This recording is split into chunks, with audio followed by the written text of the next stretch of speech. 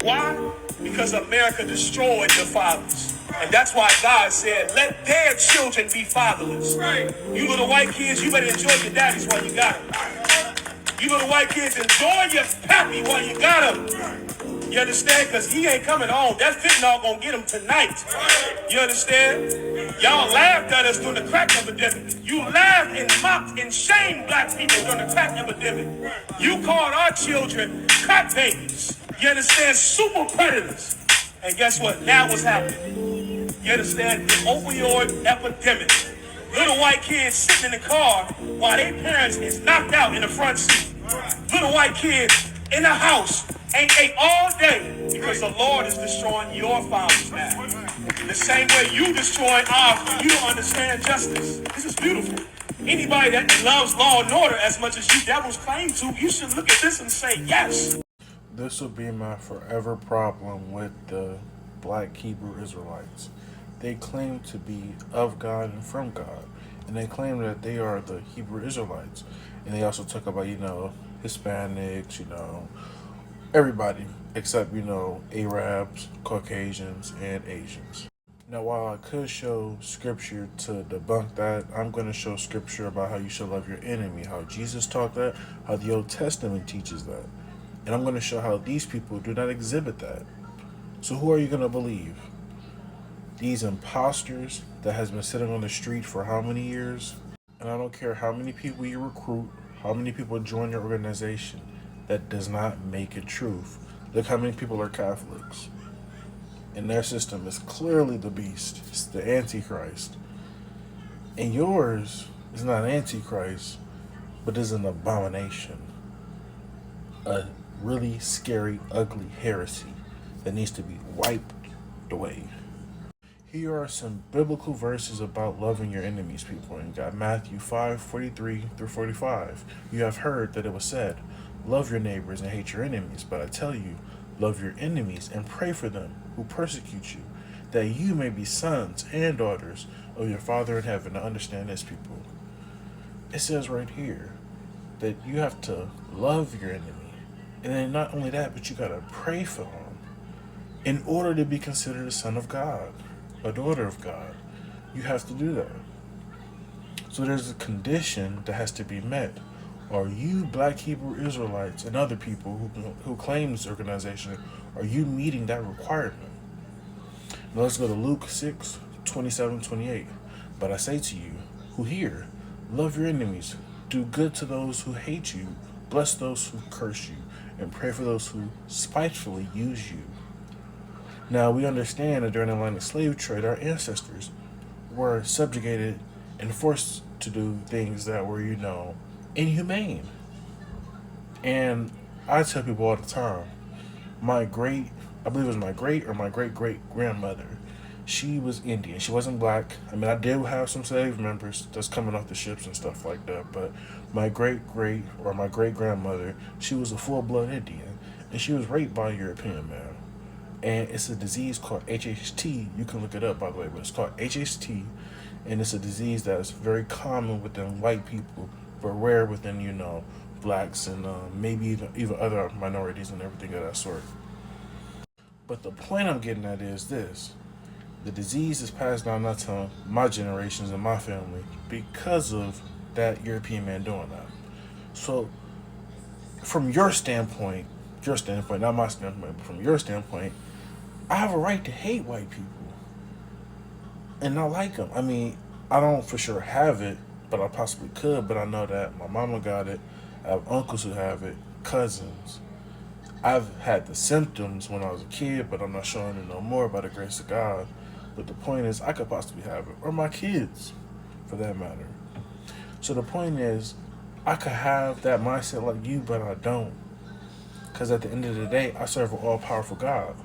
We got Luke 6:35-38. Love your enemies, do good to them, lend to them, without expecting to be repaid. And it says more up there. And it says right here, Jesus' teachings about loving your enemies are in line with the Hebrew scriptures, also known as the Old Testament. I'll show you proof. As we go down the line, but we're in Matthew chapter 5, verse 43 through 48. This is what it says. You have heard that it was said, you shall love your neighbor and hate your enemy. But I say to you, this is Jesus talking to people, love your enemies and pray for those who persecute you, so that you may be sons of your Father who is in heaven. It says, so that you may be. So there is a condition within that. You have to follow this up here in order to meet this requirement. Now it says, for he makes his sun rise on the evil and on the good, and sends rain on the just and on the unjust. For if you love those who love you, what reward do you have? It's crazy because this same exact man said in another video that I did upon, he said that the most revolutionary thing you could do is love your own people. What did Jesus just say? For if you love those who love you, what reward do you have? Do not even the tax collectors do the same? It also says in Luke 6:35, but love your enemies and do good and lend expecting nothing in return. Same one we just read. Now we're in the Old Testament, Proverbs 25:21-22. If your enemy is hungry, give him bread to eat. And if he is thirsty, give him water to drink. For you will heap burning coals on his head. The Lord will reward you. By the way, Paul, he says the same thing in Romans. So he quotes from the Old Testament people and uses it in the New Testament in his epistle. Wow. Are you black Hebrew Israelites? Are you imposters meeting this requirement? It says this, Proverbs 24:17. Do not rejoice when your enemy falls, and let not your heart be glad when he stumbles. What was this man just talking about in the video? Wow. This man plain as day said that he's going to be happy when his enemy falls, contradicting the Old Testament, Proverbs 24:17, people. Proverbs 16:7. When a man's ways please the Lord, he makes even his enemies to be at peace with him. Clearly can tell that these people ain't at peace with their enemies, because they ain't even at peace with themselves, let alone their enemy. Alright, y'all, so I finished the Pentateuch, which is Genesis, Exodus, Leviticus, Numbers, and Deuteronomy. I also finished Joshua, and now I'm in the book of Judges. By me saying that, I've read all of Deuteronomy, and I've looked closely at Deuteronomy 28, and I've left some, as you can see, footnotes right up here for black Hebrew Israelites to answer these questions, because historically, did people during that time fit these prophecies? Now I want to ask you black Hebrew Israelites, in Deuteronomy 28:26, when was this fulfilled? And thy carcass shall be meat unto all fowls of the air, and unto the beasts of the earth, and no man shall fray them away. When was that fulfilled? But then also we got verse 31. Thine ox shall be slain before thine eyes, and thou shalt not eat thereof. Thine ass shall be violently taken away from before thy face, and shall not be restored to thee. Thy sheep shall be given to thine enemy, it says. When was this filled within the Atlantic slave trade? Because we have no information of any of this happening. Now I definitely want to know, when has this verse 38 happened in the Atlantic slave trade? Because I have no recollection or any type of knowledge of this ever happening. And it says this, thou shalt carry much seed out into the field, and shall gather but little in, for the locust shall consume it. It also says this, thou shalt have olive trees throughout all thy coast, but thou shalt not anoint thyself with the oil, for thine oil shall cast his fruit. Now look here, I know that we were on plantations that dealt with cotton, tobacco, and many other different products, but I don't remember anything about olive oil. If you know anything, fill me in. But like I said, there is no history that I know of or that is out there that could back it. Now this is something I definitely know you're not going to find any historical information on as far as when it goes to the Atlantic slave trade. And thou shalt eat the fruit of thine own body, the flesh of thy sons and thy daughters, which the Lord hath given thee, in the siege and in the straitness, wherewith thy enemies shall distress thee. Let's continue real quick. So that the man that is tender among you and very delicate, his eye shall be evil toward his brother, and toward the wife of his bosom, toward the remnant of his children, which he shall leave.